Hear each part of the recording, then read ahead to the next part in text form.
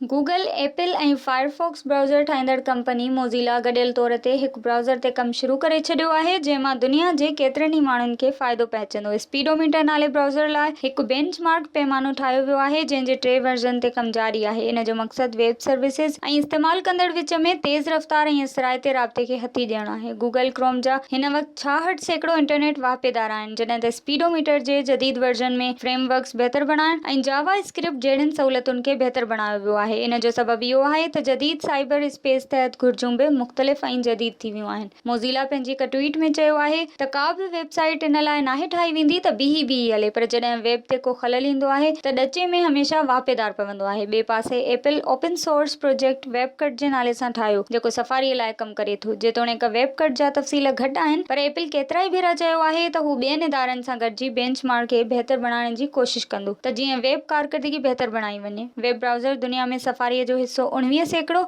ऐं फायरफॉक्स जो हिसो रुॻो 3% आहे, पर उमेद आहे त अहिड़ी रीति सॼी दुनिया जा वाहिपेदार वेब सर्फिंग ऐं ब्राउज़िंग में गैरमामूली बहितरी ॾिसी सघंदा। विज़िट कयो अवामी आवाज़ मीडिया ग्रुप जी वेबसाइट awamiawaz.pk